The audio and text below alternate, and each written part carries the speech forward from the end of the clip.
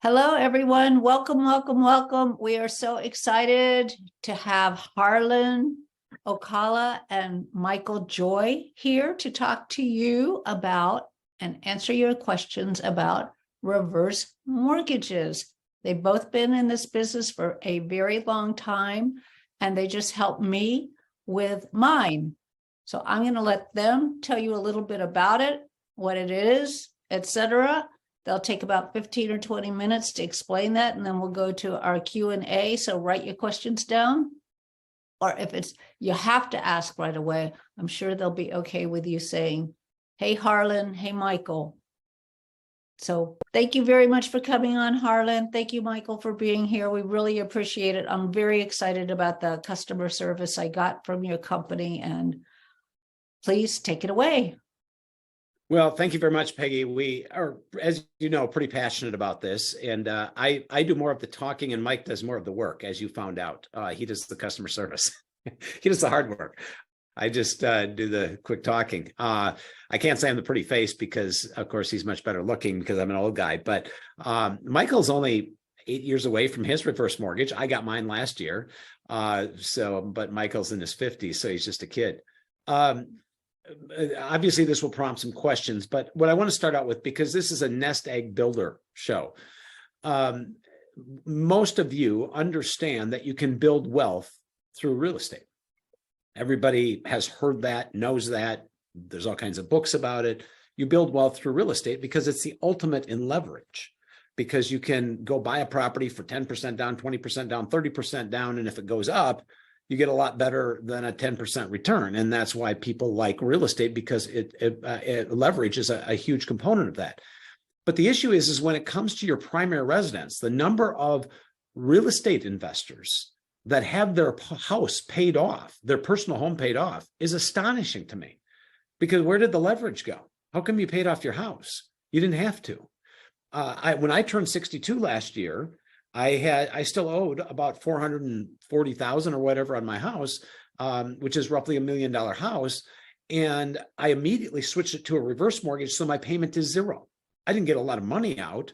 I just switched it to a reverse mortgage. So I have a zero payment, which allows me to expand my debt to income ratio so I can buy more properties. A month later, I bought a vacation condo in Florida because it was easier to afford because my debt to income ratio looked better. So really, this is I've shown this, I don't know, several thousand times, this very simple graphic that looks like this.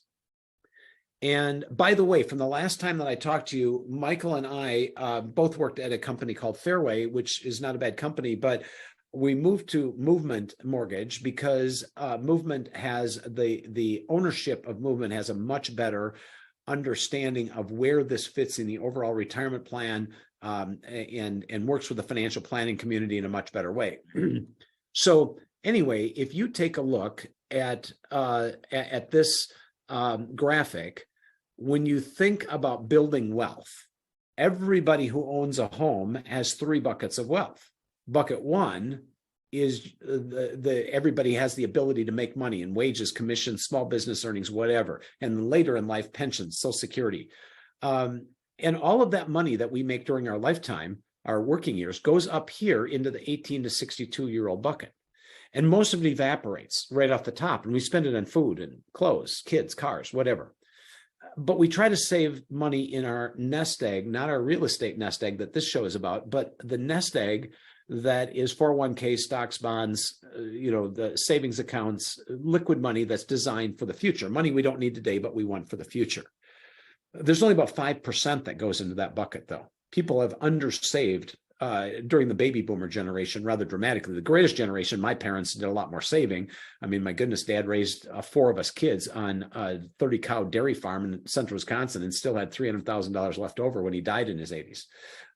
They knew how to save better than we do. And we make more money, but we generally spend more. But what's interesting is we only save about 5%, lowest savings rate that there's been for quite some time.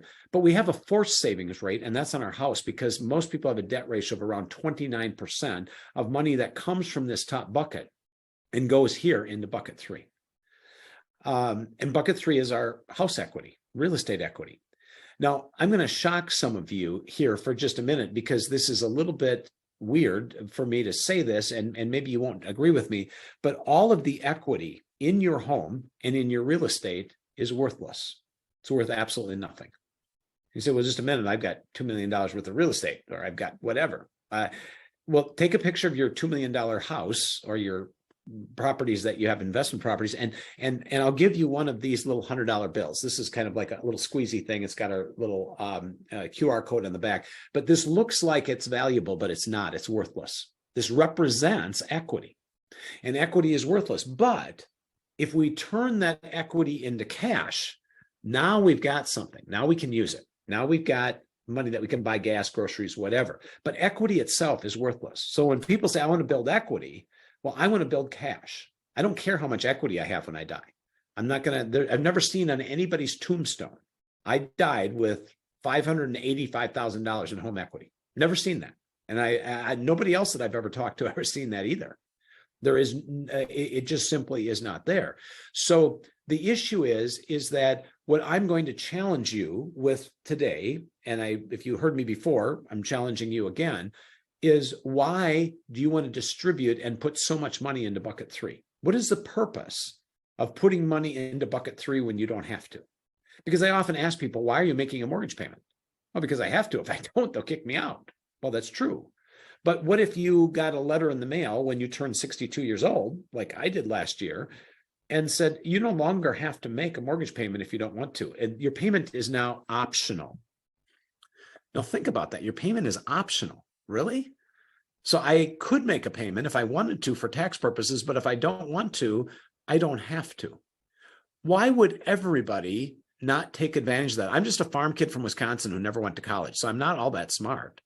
But I learned from a lot of very smart people in the financial planning world and in the real estate world, and especially in the reverse mortgage world, that you are not required to make a payment after you turn 62, as long as you have a substantial amount of equity in your house, somewhere between 40 and 60%. So if I've got $1 million house and I had $550,000 worth of equity, I no longer have to make a mortgage payment. So on April 1st last year, my mortgage payment was $3,500. On May 1st, it was $0. Now, that's substantial difference in cash flow. Some of you may have so much cash coming in that you don't care, but $3,500 a month is like $40,000 a year. And that's a lot of money that I can put into other places, like a vacation condo in Florida, and still have money left over.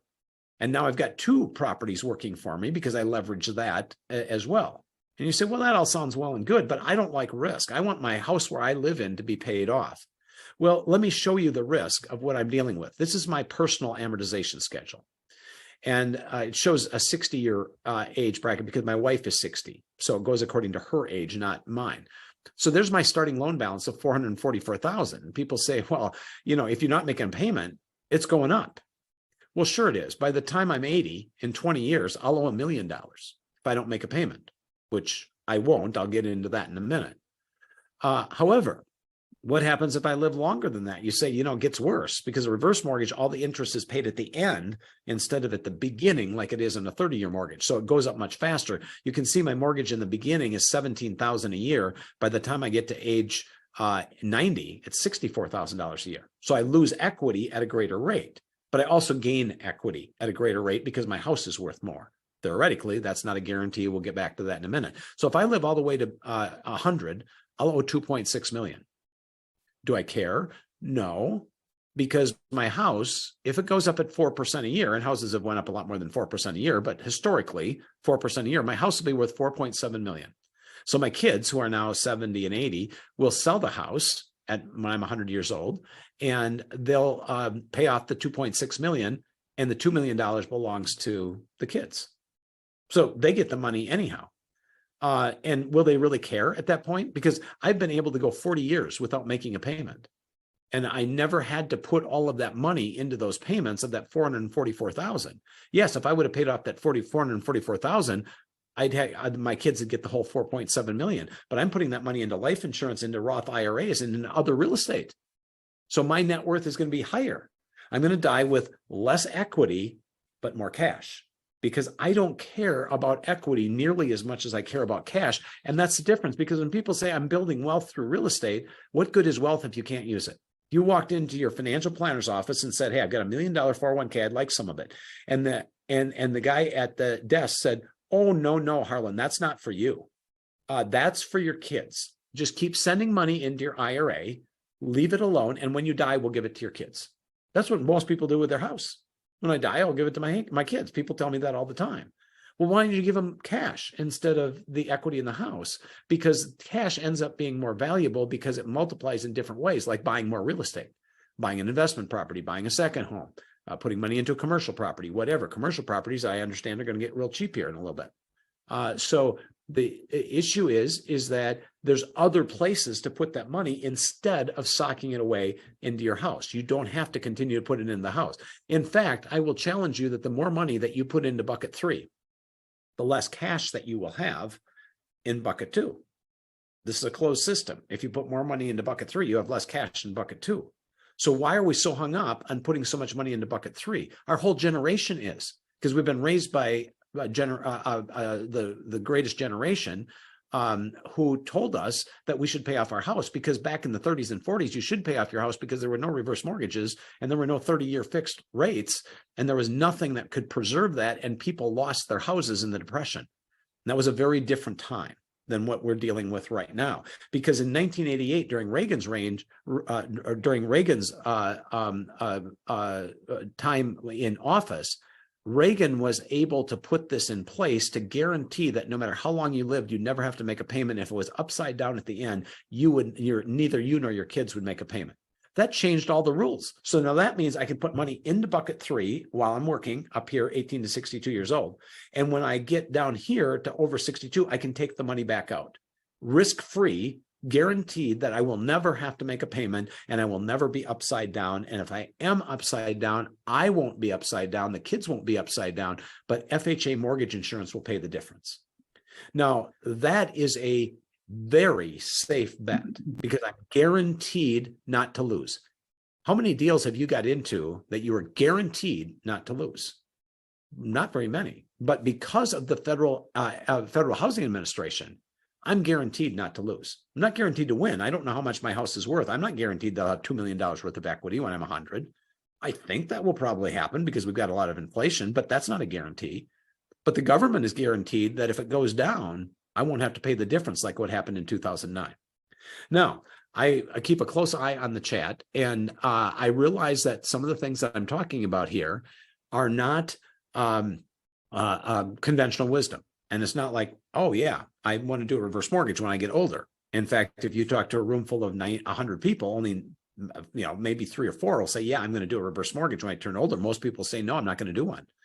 Well, why? Well, because I want to preserve equity. And then I remind them about the whole story of equity and cash. Before we jump right into some questions, Michael, did I miss anything that I should make sure that I covered that we talked about before? I don't think so. Let's go into the Q&A. I mean, you as usual, you're very concise and yeah, no, I think you got everything covered really well. Sounds good. I realize that Michael has a financial planning background as well as a mortgage background. That's why he's so valuable to our company, because he used to Series 6, 63, 7, all that sort of thing. And so he's very familiar with the financial planning side. And when you merge the planning of bucket 2 and 3, real estate equity and 401ks, IRAs, savings accounts, and everything else, it is powerful. When you try to separate them and say, well, no, that's a whole separate thing. Most financial advisors do not understand the whole scenario with reverse mortgages. And that's why Michael is so valuable to our company, because he merges that bucket 2 and bucket 3, and as well as bucket 1, Social Security planning, pension planning, all that sort of thing. Yeah, so going back to when I met you, Harlan, in 2014, I was very skeptical, like many people are. You hear the words reverse mortgage, and I'm thinking, well, I'm going to go listen to this guy. I'm going to go meet him, but I'm not into, stealing from old people and that kind of stuff. And it's really changed my whole outlook on planning and what I'm going to do in my own life, what I've done in my, for my mom and different things. So it's an amazing financial tool. It really is.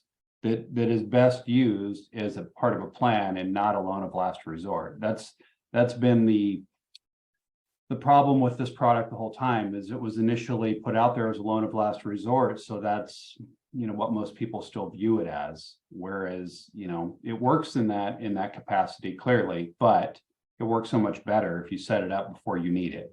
Harlan uses the analogy of, you want to have an umbrella before it starts pouring on you. And it's kind of along those same lines. You want to have the reverse mortgage set up in the event that, you need it, or it makes more sense to pull tax-free money from your home equity versus from other areas. Yeah. And I think that's what I missed. Thank you, Michael, for reminding me of that. This is not a needs-based product. It can be. So, in Wisconsin, we have a lot of mosquitoes. I mean, my goodness, I went out the other day and mosquitoes all over the place. And you're just swatting, and pretty soon you just gotta, either get some mosquito dope on, or else you have to go inside. Has anybody ever heard of Avon Skin So Soft? Anybody? So what do you use Avon Skin So Soft for? To keep the mosquitoes off my body. Exactly correct. So it doesn't say anything. I anything. use it. Yes. I've never talked to anybody that actually uses it for skin oil. I mean, they use it for for mosquito repellent, and it works better than off in most cases. So the issue is that this whole idea with reverse mortgages started getting to the point of, oh, that's for 85-year-old widows who are broke. That would be good for them. Well, it is. I mean, if they got an 85-year-old widow that can't afford her taxes or food, of course it's a good thing to convert that. But the whole idea is just a minute, let's do something before there's a problem. And if I do a reverse mortgage at 62 when I don't need it, and I may never need it, I'm going to increase my net worth, increase my cash flow, and I'm going to decrease my income taxes. And the wealthier you are, some of you can save hundreds of thousands of dollars if you do a reverse mortgage on your taxes, on your IRAs, on your capital gains.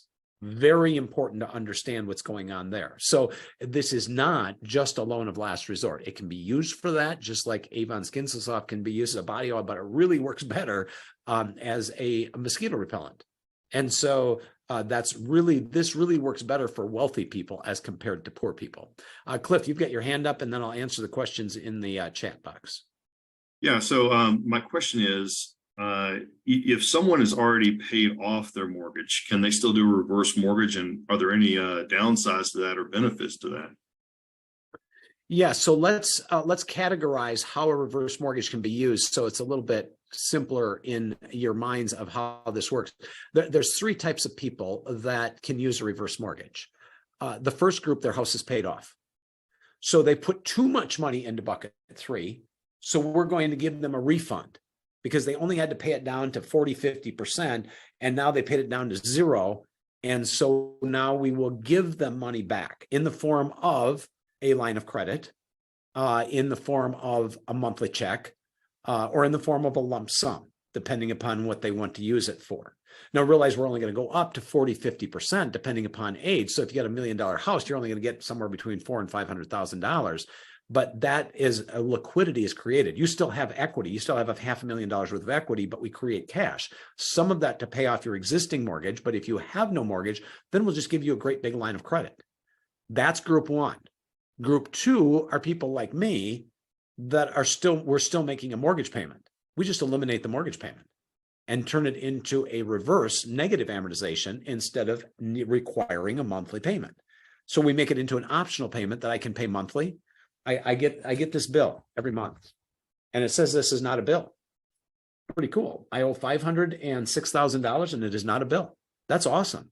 I mean, most of the time when you owe $506,000, you got to pay it back. I don't have to pay it back until a year after I'm dead.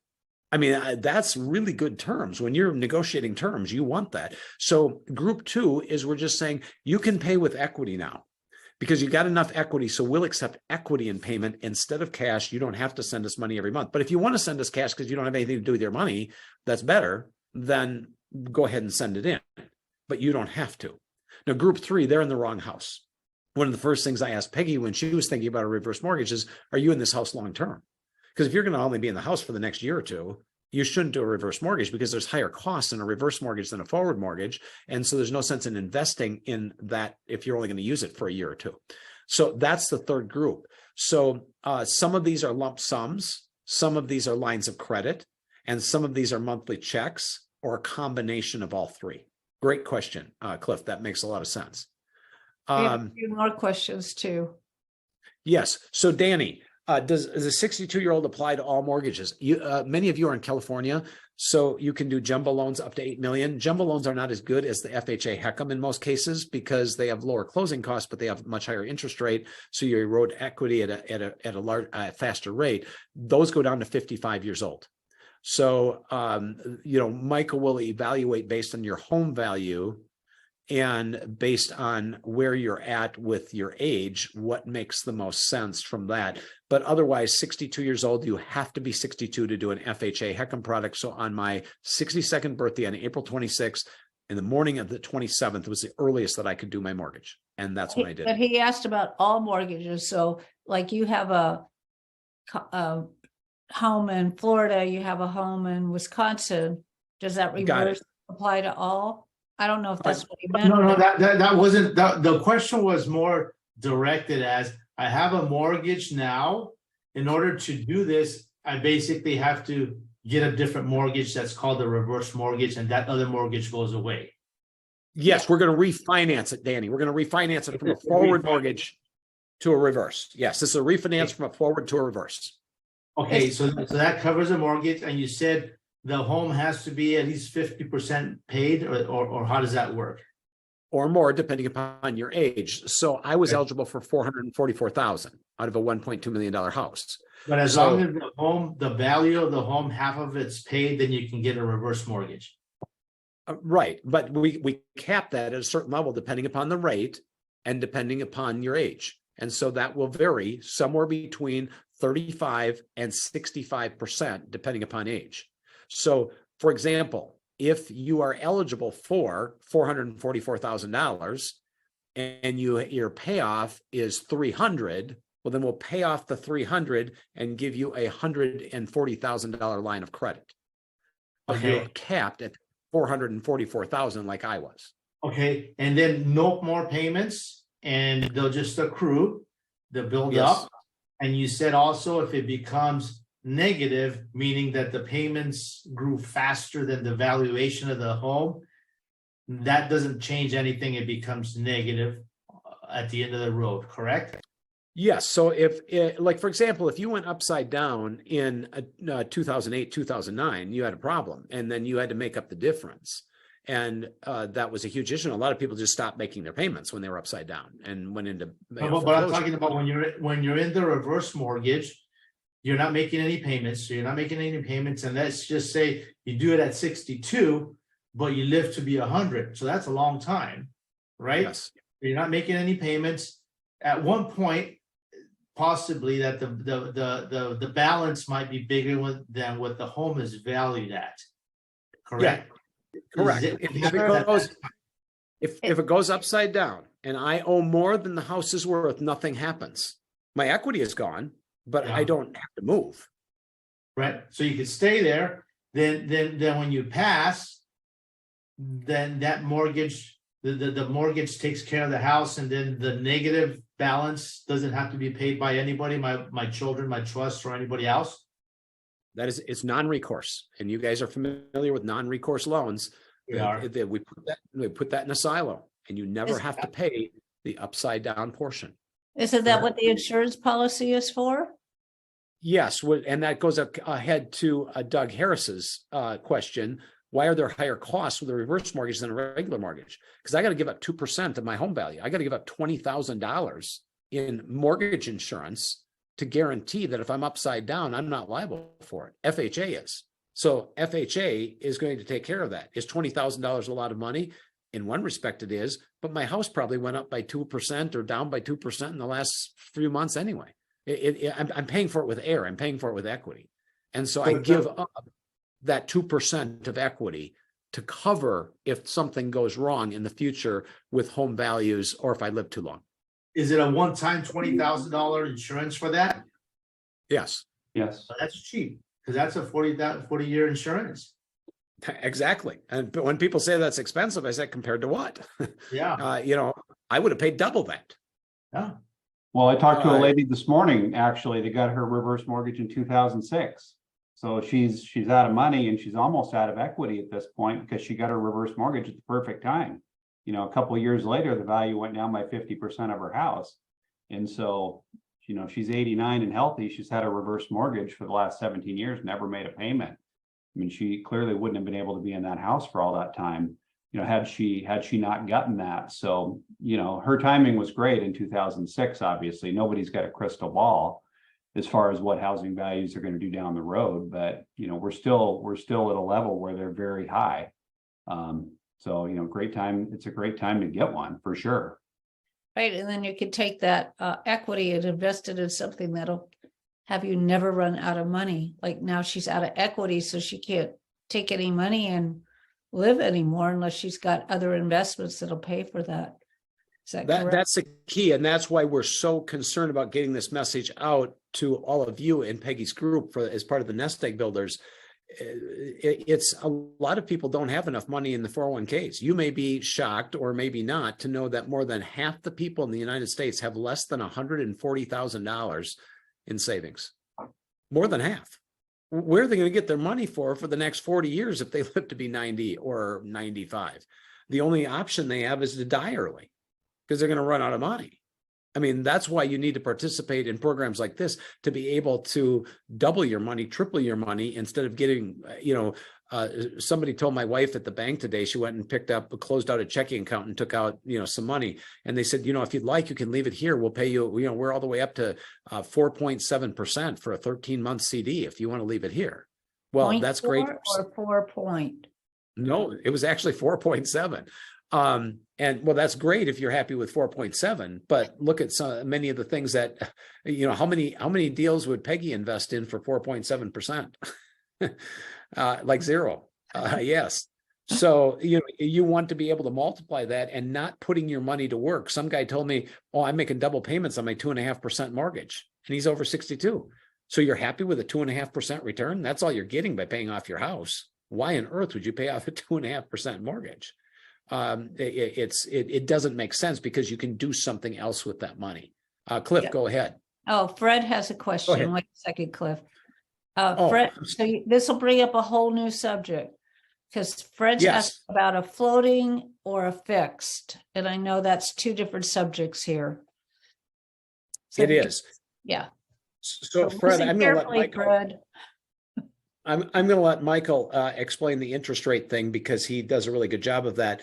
But I have an adjustable rate mortgage. Peggy has an adjustable rate mortgage. Michael will get an adjustable rate mortgage. 95% of what we do is an adjustable rate, because I would never do that on a forward because you can't control the payment. On a reverse mortgage, no matter what the interest rate is, the payment is always zero. And so I did my reverse with an adjustable. So I will have a larger tax deduction, and we'll answer Doug's question on that. And after Michael explains this, but our goal is not to die with the most equity, it's to have the most cash flow. So Michael, go ahead and explain the details on that. Yeah, so the fixed rate gets used, as infrequently as an ARM gets used on the traditional loan side. I mean, it's literally flip-flopped. And the main reason is with the fixed rate, you're essentially, as of today, locking into a rate that's right at 7% basically. And with the variable, in the fixed, all the fixed does is you pay off your loan, you have no payment, that's it. There's no bells and whistles, there's no line of credit. If you make a payment, you don't have the ability to pull it back out. So it's very basic. The only time a fixed might make sense is if you're going to buy a house and you're going to have to put down 50% or whatever the number is, and you never plan on making a payment, and you just are going to pay that 50% and you're going to let the loan ride the whole time. You don't necessarily care about a line of credit. That's the only time it really would make any sense. Good share. What's that? I think somebody was on the phone. Oh, okay. So yeah, the fixed really doesn't make sense. So with the variable, there's more money available. So you've got more money, out there available to you. The rate is based upon the 10-year U.S. Treasury. So the 10-year CMT. So how much money is available is based on the 10-year CMT, and what FHA and HUD expect that rate to be over our lifetimes. So right now that's somewhere around 6%, whereas with the fixed, you're locking in at 7% the whole time. So there's more money available with the variable as well. And you know, I hope that answers the question. There is a maximum on the interest rate. So, you know, I think one of the things that Danny asked about was with the line of credit, you know, or somebody asked, maybe it's Cliff, if you have no loan balance, you don't care if the interest rate goes up to 12 or 17%. You might actually want it to, because your line of credit is going to grow at whatever that underlying interest rate is every single year. So I was talking to a guy this morning that's got a paid off house, and his investments are going to run out in about 8 years. So it's like, well, you should get this set up right now, because your line of credit might start out today at 350,000. And if you didn't touch it for the next 7 years, it's going to double in that amount of time. And you'll have you'll have a $700,000, you know, bucket of money that you can tap into at that point. So that's the flexibility you have with the variable, whereas you don't have any of that flexibility at all with the fixed. I mean, if you had a paid off house, you would never do a fixed rate, because you'd have to pull out all the money in one shot and then, you know, do whatever you want with it. But it's just not a flexible tool. And that leads us right into what Doug asked about the tax benefit. So one of the big reasons why I did a reverse is because I wanted the tax benefits right away. Now, you know that the rules changed in 2017 on deductibility of interest.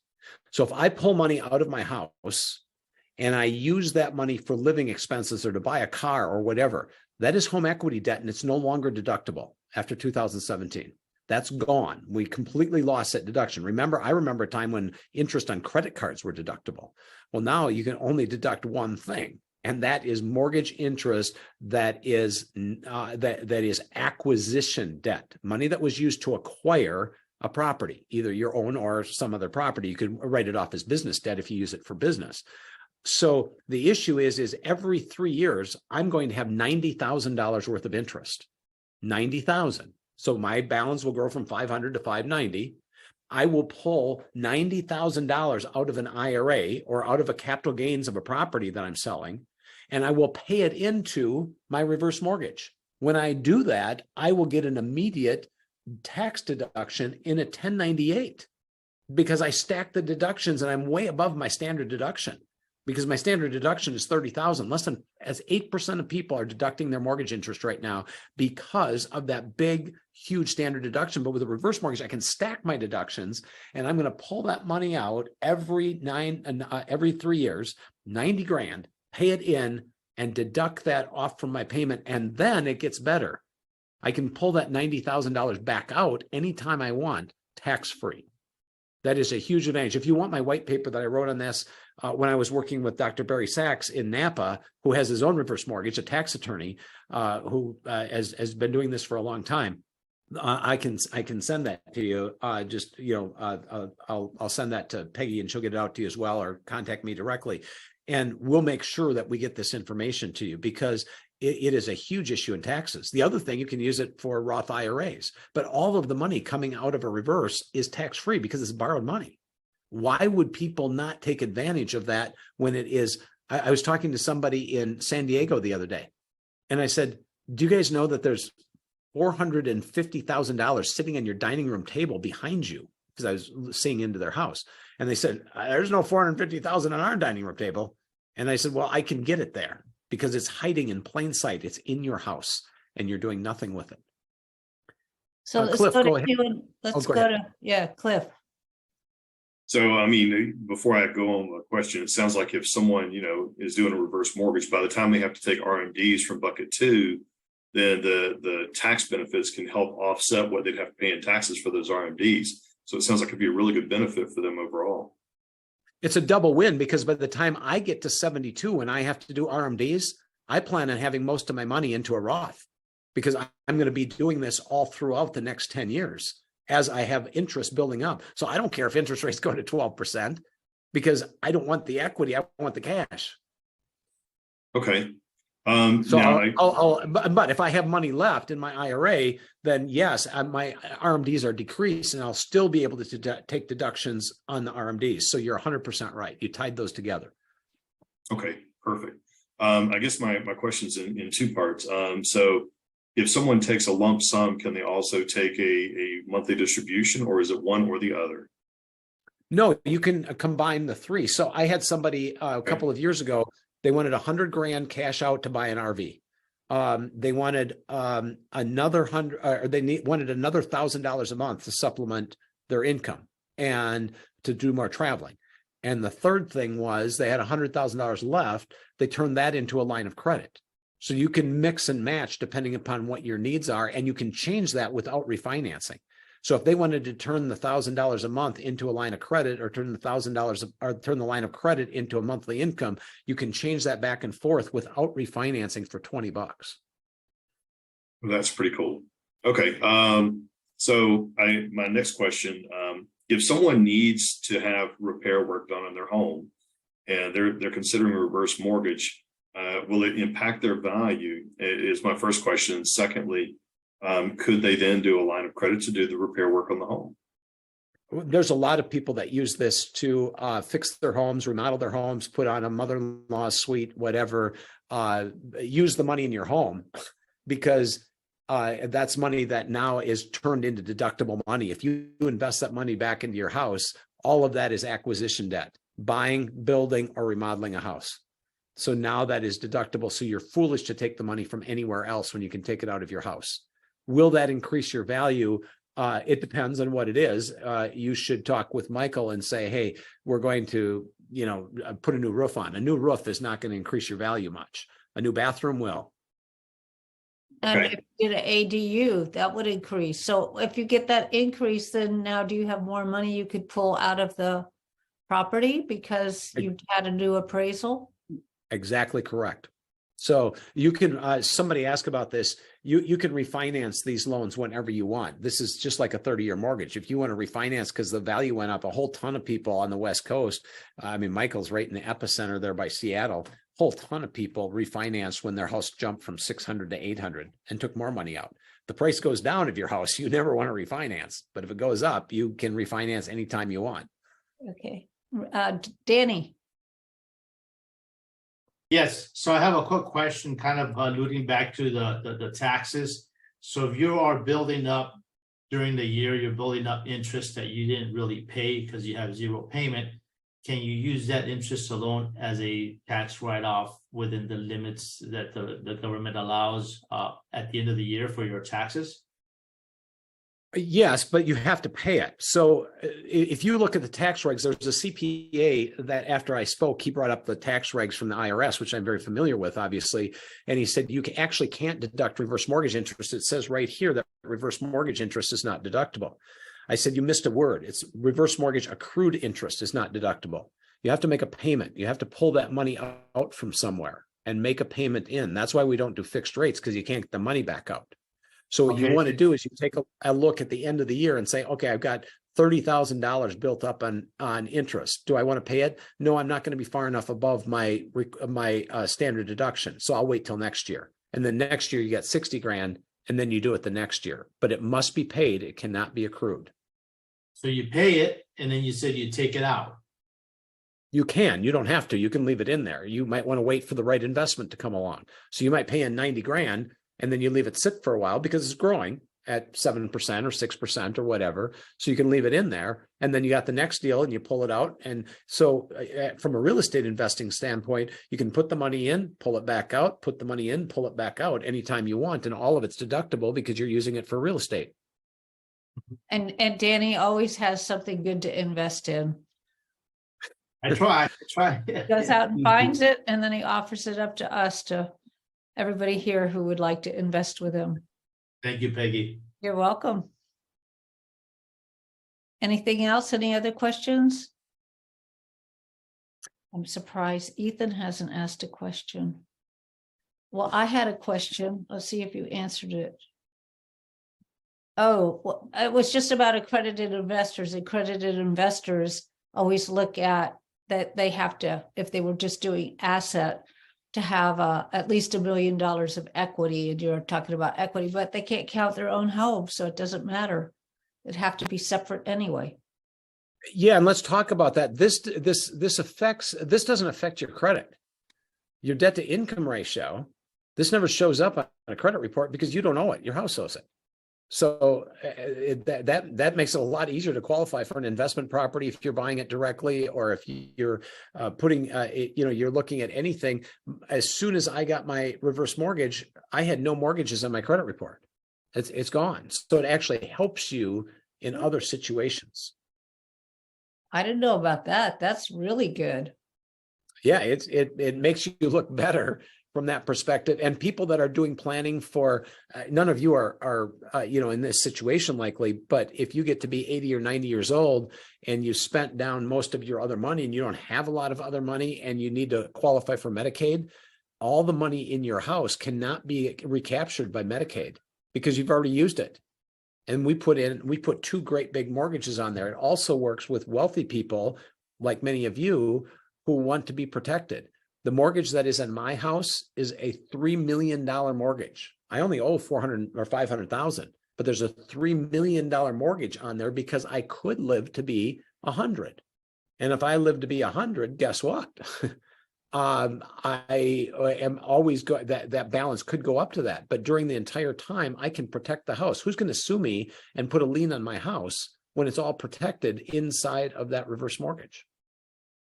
So there's a lot of side benefits that are not necessarily the reason why you do it, but a huge advantage from, simply being able to be in the situation where you have that safety net and that availability of cash, liquidity. I mean, everybody says real estate is location, location, location. Well, retirement is cash flow, cash flow, cash flow. And if you don't have cash, it doesn't matter how much you're worth. Exactly. Yes, Fred. I was just wondering, when you do the reverse mortgage and your house gets valued, I guess at the time the mortgage is done, does it get revalued periodically during the reverse mortgage so that your line of credit is growing as your house value grows, or you have to monitor it? It sounded like the homeowner has to monitor it, and if you see a big jump, you've got to refinance, I guess, flip into a new reverse mortgage. Is that the way it works? Well, that's why you have Michael.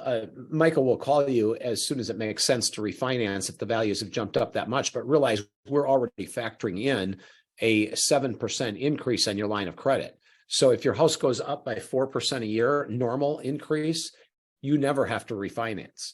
If it goes up by 10, 20, 30%, like it did the last several years, then we refinance because it's growing faster than what we gave you as far as the basic 6-7% increase. So Michael will monitor that for you, but otherwise that's continuing to go up. We never redo the appraisal during the loan period, especially if the house goes down. You don't have to worry about us jerking the rug out from under you like a regular line of credit, because people say, I'll just get a regular line of credit. Regular lines of credit can be canceled, and they have been.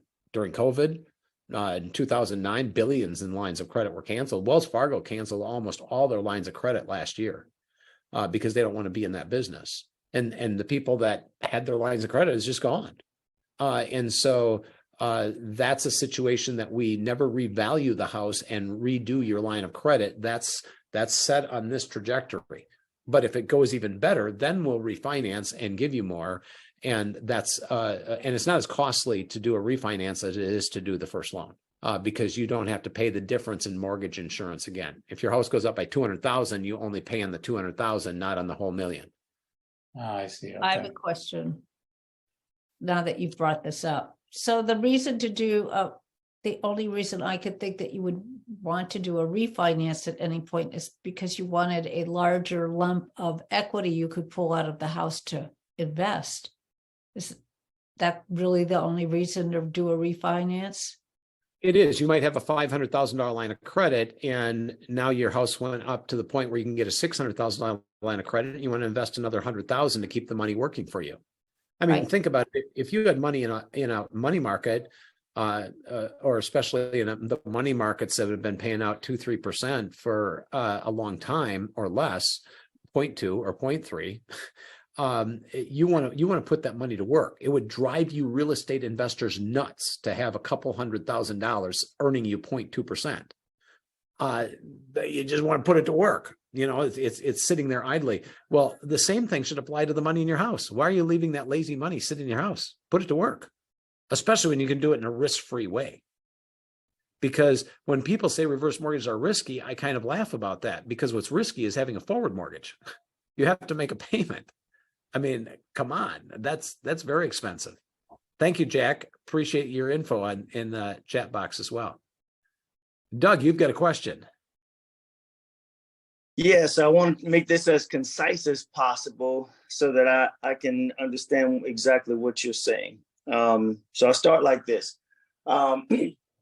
In my home, I refinanced my home a couple of years ago and pulled out $50,000 worth of equity. If my parents today do a reverse mortgage, and for example, I think my dad's home is worth $500,000. He may owe somewhere around 100. Let's just keep the number simple. He may owe $100,000 left on that mortgage. So I think, if I'm understanding this correctly, he could do a reverse mortgage and he wouldn't be able to acquire $400,000, but they would give him half of the equity. They would give him $200,000. And would that be wired to him as cash, or is that a $200,000 equity line of credit? It could be either cash or the line of credit, but realize it's not half the equity, it's half of the value. So if the house is worth 500 and he's eligible for 250, we're going to give him 100 to pay off his existing mortgage plus 150. The loan balance is 250. So it's not half the equity, it's half the home value. So if he's eligible for 250 out of the 500, we'll pay off the existing mortgage, which is big because that eliminates the mortgage payment that he can afford to make, but why should he make it if he doesn't have to? And then secondly, it gives him $150,000 to invest in something else. Got you. That is going to grow faster. So that's what I'm saying. Why is that idle money sitting in your dad's house? That $150,000 is doing nothing. Well, if he pulls that money out and he has to make a payment, well, he doesn't want to make a payment. That's the purpose of the reverse mortgage. The payment is optional and you can put and take as often as you want and use that money where we're actually working for you. Okay, so now that is the other half of the question that I didn't understand, or other half of the conversation. So as you mentioned about his payments are optional, so he doesn't make any payments. And he's got his $150,000. He's saving his $1,200 or $1,500 a month that he was normally making, whatever the case may be. Everything's awesome. But are you saying that if he comes across an RMD and okay, now he has to take $30,000 or $40,000 out of a 401k, he can take that $40,000 out of his 401k, pay that into his reverse mortgage, and then take the money back out again? That is exactly correct. It's a line of credit. Okay, And so you can put and take all the time. Yeah, so that's what. Okay, so that's probably my biggest deal. So it is an equity line of credit that he can pay into or not, and if he pays into it, then he can take that money back out again. Right. So let's say that a deal cashes out and he gets, he took 150 out and he invested in a deal. So now he owes 250. And then it pays off. Then he pays back the 250 and waits for the next deal to come along. He just parks the money and moves it back and forth. He's not accruing any interest during that time period because he doesn't owe anything. But then he can pull that 250 out, and that 250 is growing by 6% if it's sitting there for a year, which hopefully it doesn't sit in there for a year. But now that's a whole bunch of money that can be used to put and take as you go through it, and it's all deductible because it's all business expense. Got you. Okay. There's a ton of lazy money sitting around, Doug. There is right now, just in people's houses, and probably half of it is in California. Just in people's houses over the age of 62, there's $12 trillion with a T sitting in people's houses over the age of 62. That drives Michael and I nuts. We wake up at 2 a.m. wondering why in the heck are people not beating down our door, even at 2 a.m, asking for money. There's 12 trillion. That's the equivalent of all the gold in the world. What in the hell is that doing sitting in people's houses when it can be doing things like what you guys do every day and making 12, 15, 20%? It Yeah. drives us crazy. But it's in people's minds. It is conditioned that you pay off your house. You pay off your house. That's the safest thing to do. Right. And it was because, like you said, we were brought up by Depression parents who never wanted to be in debt because of Right. the risk. Right. Because it was a different world. There were different rules. We don't use rotary dial telephones anymore. We use cell phones. Because it's a different time, and so we shouldn't be doing our financing the same way as we did back in the 30s and 40s. Yeah, well, anyway, is that it, Doug? So we could go on to Marcy, or do you have another question? Maybe I'll ask one more, and this will be it for me. So I am totally excited about all the pros, and I'm just wondering, are there any underlying gotchas? Like I also think I understand that one of the qualifications is that you have to be able to maintain the home. And I don't know, that seems loose as to what does it mean to maintain? Is somebody that's going to be sending an appraiser or somebody out to look at the house, make sure it's not falling apart, or that you're actually making improvements to a kitchen or bathroom. And then you have to be able to pay your taxes. Is there anything else? Insurance, you have to pay your insurance also. Okay. Yeah. Insurance and taxes. And realize that maintaining the house, I can clarify that for you. Have you ever had a regular forward mortgage? Sure. Okay, so when you signed the mortgage payment, it's mortgage documents. It said that you needed to preserve and maintain the home. We have the same clause. Okay. You got to preserve and maintain the home, no matter what kind of mortgage you have. In fact, if you have no mortgage at all, it would probably be wise to preserve and maintain the home. And if you have a reverse mortgage or no mortgage at all, you probably should pay the taxes. So it's not a new requirement. It's just, the normal thing. If you have your house paid off, you're certainly going to want to do that. So Right. the only gotcha is that you are spending equity. I mean, you've made a conscious decision to trade equity for cash. And so you will die with less equity. We don't mince words on that. We're in the business of lending money and collecting interest. So we're going to make money on this deal. We know that in the end, we're going to get our interest back, either from FHA or from you. And so that's the gotcha, is we're going to take some of your equity, but in exchange, we're going to give you your cash back. What's more valuable, cash or equity? You decide from that. You know what you can do with cash. Okay. Right. So mom and dad pass away 20 years from now. And a year after they pass, this equity is due. Yes. At that point, it's actually due as soon as you die, but you've got a year to settle. Okay, so I've got a year to settle. So they leave the house to me. Now I'm settling this estate as their son. Yes.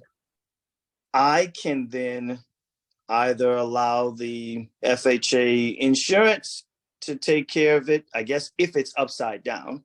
If it's not upside down, then we sell the home, or I buy the home. Is that how that works? We sell the home and I pay you off and keep the difference. Or I say, you know what? No, I want to buy mom and dad's home. I want to keep it. So then I buy it outright and pay you off. You wouldn't buy it. You already own it. You inherited it. And so you own the house. Do a reverse mortgage, Doug. Yeah. If you're old enough, we'll do a reverse mortgage on you, which we've frequently done. Thank you for that, Peggy.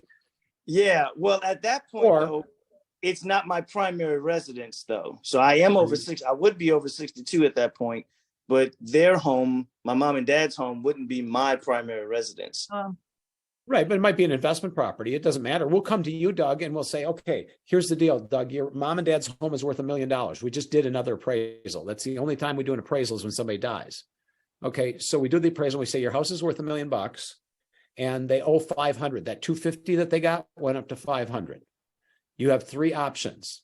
Do you want to deed it back to us, and we'll sell it and give you the difference, which wouldn't be smart because you want to be in control of it, but we give you that option. Option 2 is we'll refinance this into your name if you want to keep the house. And option 3 is you sell the house and to someone else and pocket the $500,000 that's left. So you're always going to have those three options within the year after your parents pass away, after both of them are gone. And you want to pay, even if it's upside down, you want to sell the house because you can get a potential tax deduction because now you inherited the house, and it is a possibility that you can deduct the interest that mom and dad never paid. Barry Sachs, the tax attorney that I work with, wrote an article on that called the loss deduction in the CPA journal. So you want to maintain control of that the whole time. All of you younger people on here should be talking to your parents and looking at this situation just like what Doug is doing. Look at your own situation first. We're at the top of the hour, and Marcy has a question. And then I want to remind you that if you want a copy of the book that Harlan has written, put your name in the chat and say, yes, you want the book. Okay. And we will get that information to him. Okay. So Marcy, question. You've been patiently waiting. I was thinking of my house is paid off. Your comment about equity not paying anything is a mind blower. I was thinking of putting it in a trust. Does that make sense? Number two, if you have a line of credit, let's say you have a $100,000 line of credit. You're not using it all. Let's say you're using 25,000. Are you paying interest on the amount that you're using, the 25,000, or on the whole 100,000? Only the amount that you use. The interest is accruing. Okay. And you're not paying it, it's accruing. You don't have to write a check for it. Be aware that you don't have to write a check for it. But the interest is only accruing on the amount that you're actually using, which is why you put and take when you're doing investments. You pull it out, put it to work, drive it back into the garage, and leave it there until you want to drive the car out again and go get another investment adventure. Okay. Would you say that a lot of these questions that you've answered today are really touched upon in your book? Because I couldn't follow it all. It was going so fast. A lot of it is, but the best thing that you should do is contact Michael. He just put his contact information and say, this is my personal situation. This is what's going on with me. How would this make sense for me? Because what works for you, Marcy, is going to be very different than what works for Doug's parents, who still are making a mortgage payment. That's a different application. And so I'm talking in general terms. So all of you should just contact Michael and say, hey, how would this work for me? I don't understand how it fit in with my situation. That's what I did when I was in my 40s and I learned about reverse mortgages. How would this work for me if I did a reverse mortgage when I turned 62? Well, I'm going to invest in some more real estate, and I had 5 properties instead of paying off my house. So I laud what you guys are doing, because that is a powerful thing that more people should do. When you're investing in these real estate deals, and I wish I would have known Peggy back then, but when you're investing in these real estate deals, you're going to come out ahead of just, leaving that money sit in the house. Got it. Muchas gracias. Thank you, Marcy. And please, this is something that, yes, this is something that we obviously make money on selling these loans. But we love changing people's lives. And in fact, our motto at Movement Mortgage is to love and value people. And we just love and value our clients. We love and value the people that we work together with. That's something that when we change your life for the better, then that stuff all kinds of comes back, and we can work together on that and really make a difference in showing people how, hey, if you put your money to work, think about that $12 trillion. Why is it sitting in your house? Okay. Buried. And on that, thank you very much. We'll have an after show discussion if you'd like to stick around. And we thank you both very much for coming on. I hope you will come back again, because there were a lot of really good questions and we love your answers. And I will report as time goes on. I just closed about a month ago, maybe. And it's nice not to have to make a payment. That's all I could say. So thank you, gentlemen, for being here, and thank you everyone for coming. We really appreciate it. Thank you very much. You're welcome.